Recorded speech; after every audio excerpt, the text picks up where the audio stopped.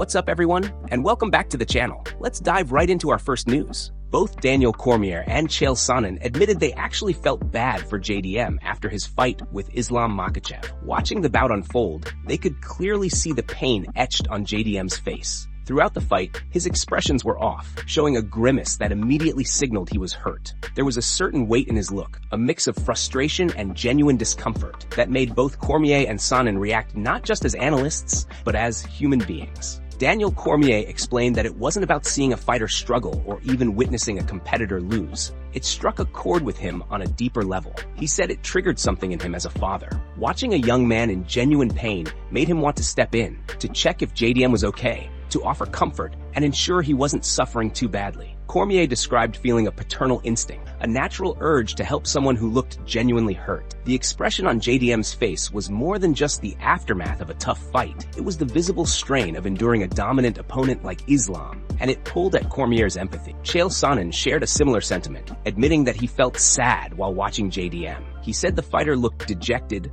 broken, and deeply affected by the punishment he took in the octagon. It wasn't just a loss. It was a moment where the physical toll was visible in every grimace, every motion. Sonnen and Cormier both highlighted that seeing a competitor in that state reminded them that behind the athlete, there is a human being enduring the pain and pressure of the sport. It was a moment that went beyond analysis, touching their emotions as fathers, mentors, and fellow fighters, and left a lasting impression on both of them. And before we continue, make sure to leave a like on the video and subscribe to support the channel. Moving on to another news, Garry believes he will be undeniable for a welterweight title shot if he defeats Belal Muhammad this weekend at UFC Qatar. Garry shared his confidence, recalling how he posted a video of his reaction and accurately predicted some fight results in advance, including a left-hand knockout. He expressed that understanding the current title picture doesn't add pressure, but it does bring urgency to perform at his highest level. Garry broke down the competitive landscape, noting that with Patrick fighting Leon,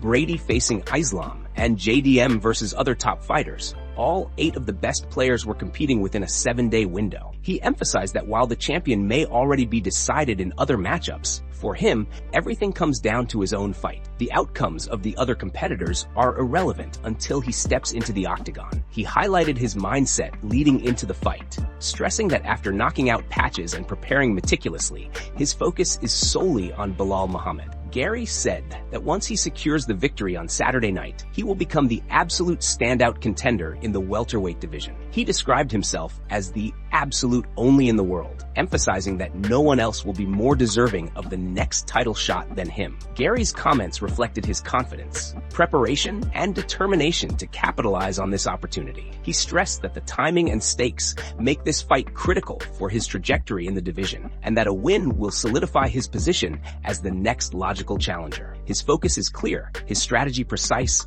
and his ambition evident, showing that he's ready to take the welterweight title picture into his own hands. The upcoming fight is a defining moment, and Garry is prepared to make himself undeniably the next contender. Moving on to another news. Islam Makhachev is now officially the UFC's P4P #1 fighter. Following his dominant win over JDM over the weekend, Islam has dethroned Ilya and taken the top spot in the pound-for-pound rankings. The performance, the control, and the pressure he showed have pushed him above the rest of the division, and fans are already debating how long he'll hold that #1 position. Speaking of the pound-for-pound conversation, Bryce Mitchell recently gave his own wild take on what P4P truly means. When he was asked who he believes is the best pound-for-pound fighter in the world right now, he didn't hesitate for a second. Me? He said confidently. He explained that if pound-for-pound means fighting without rules, then it shouldn't be limited to weight classes at all. In his words, if there are no rules, he could go against heavyweights, and he could use anything necessary to win. He even joked that he could grab a gun and take out everybody in the woods, if that's what the term truly meant. Bryce continued by saying that if the P4P idea removes weight limits,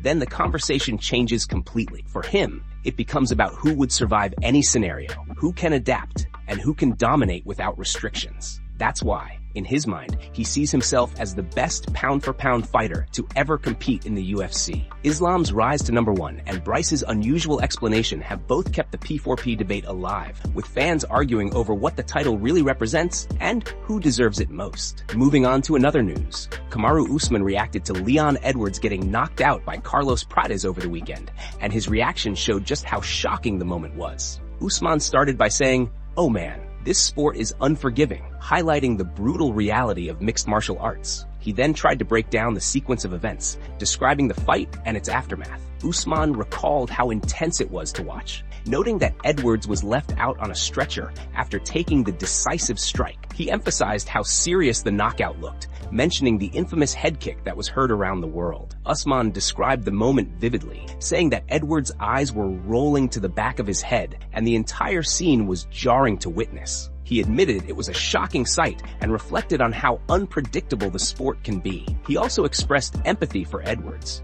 acknowledging that getting caught like that is part of the fight game. And it's moments like these that remind everyone how dangerous MMA really is. Usman highlighted that you never know when it could be your turn, pointing out the uncertainty every fighter faces when stepping into the octagon. The incident with Edwards and Prates served as a stark reminder of the unforgiving nature of the sport, and Usman's reaction captured both the shock and respect for what happened. Watching the knockout and the aftermath, Usman's commentary conveyed the seriousness of the moment, showing that even the best fighters can be vulnerable. The knockout will be remembered not just for its impact, but for how it revealed the unpredictable, high-stakes reality of fighting at the elite level. Moving on to another news, Matt Brown openly criticized JDM's corner at UFC 322, saying they did a terrible job throughout the fight. Brown was clearly not impressed with how JDM's coaches handled the situation as he faced Islam Makhachev. During the fight, Brown took to X and posted terrible cornering from JDM's side during the most recent episode of The Fighter vs. the Writer. He elaborated further,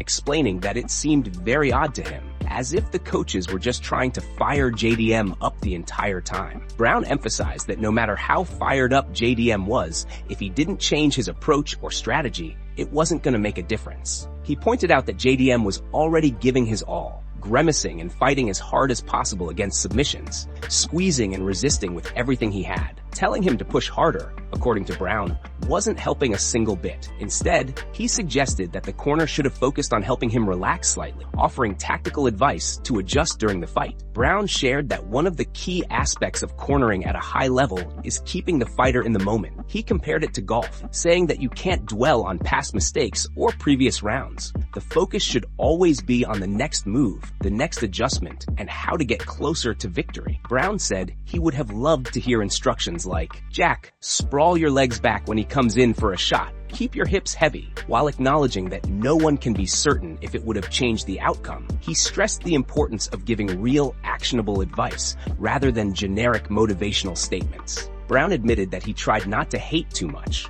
but listening to the corner drive him nuts was unavoidable. He emphasized that in a championship fight against potentially one of the greatest fighters of all time, that's not how you corner someone. Brown also referenced a moment when Craig Jones entered the octagon and offered practical advice to JDM between rounds. Brown noted that it would be interesting to hear Craig's take compared to the other coach's strategy. Ultimately, he expressed a desire to understand their intentions, their thought process, and the reasoning behind their cornering, instead of criticizing without context. The fighter was already motivated and prepared to win, and according to Brown, the corner should have enhanced that, not distracted or frustrated him. Moving on to another news, Sean O'Malley shared his thoughts on Khabib retiring early, saying that if Khabib had never stepped away from the octagon, he could have accomplished everything Islam Makhachev has achieved. O'Malley also believes Islam is skilled enough to succeed even in the middleweight division, showing just how versatile and dominant he can be. O'Malley reflected on the satisfaction Khabib must feel watching his pupils thrive, but he couldn't help imagining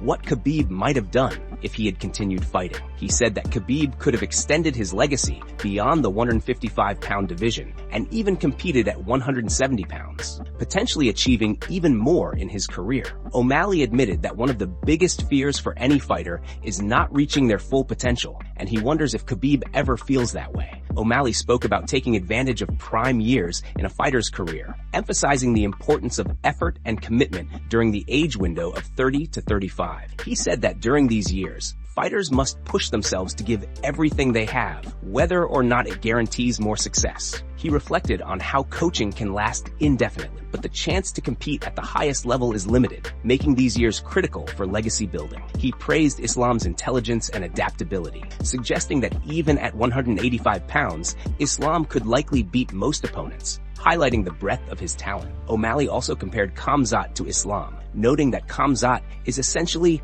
a bigger version of Islam, making their potential matchup fascinating. He said it would be incredible to watch them go head-to-head, particularly in a grappling context, imagining a clash between two elite fighters with similar styles but different physical dimensions. O'Malley's reflections combined admiration for Khabib's accomplishments with excitement about Islam's trajectory and the potential matchups in the sport. He emphasized that fighters must maximize their competitive years, stay committed, and push their limits, leaving no room for regrets about untapped potential. The conversation highlighted both respect for the past and anticipation for the future, showing O'Malley's perspective on the evolving landscape of MMA. Moving on to another news, Ali Abdelaziz revealed that the original plan was for Khabib to eventually move up to welterweight, but his close friendship with Kamaru Usman prevented it from happening. Abdelaziz explained that back in his mind, Khabib going to 170 pounds was always the goal. However, at the time, Kamaru was the reigning champion,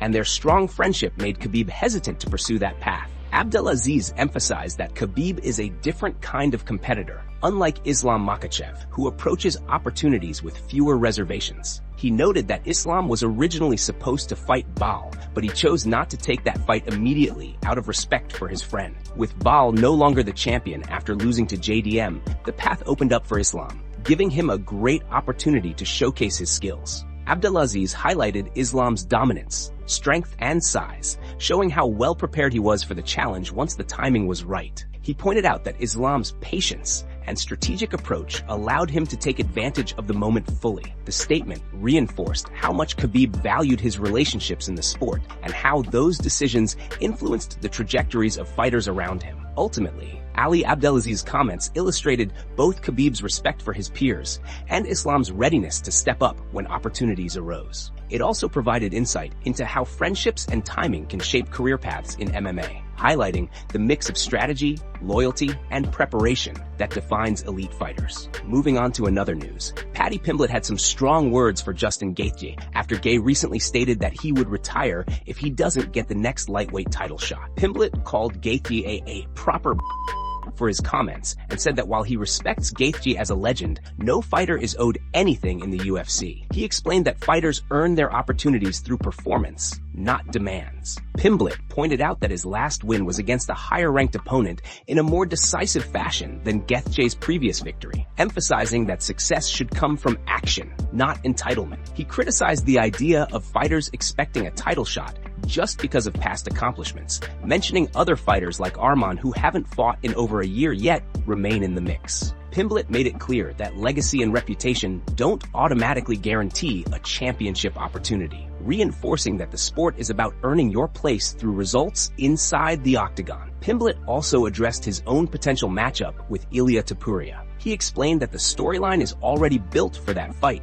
and that Ilia winning the belt actually benefits him, even though he doesn't particularly like Ilia or want him to become a two-division champion. Pimblett said that with Ilia holding the title, the narrative is already set, and it should be a straightforward fight to announce. He expressed frustration that the bout hasn't been officially confirmed yet, and said he doesn't understand why it isn't already written in a contract. He concluded by saying that everything is ready, and the storyline is in place, and now it's just a matter of time before the fight is officially scheduled. Pimblett's comments highlight his confidence, respect for earned achievements, and focus on the narrative potential of his next big fight, showing that he's fully prepared to step into a title-relevant matchup when the timing is right. Moving on to another news. At UFC 322, Carlos Prates made headlines by calling out Islam Makhachev following his first-round knockout of Leon Edwards. Prates confidently claimed that he would be the easiest fight for Islam, contrasting himself with Kamaru Usman. He said,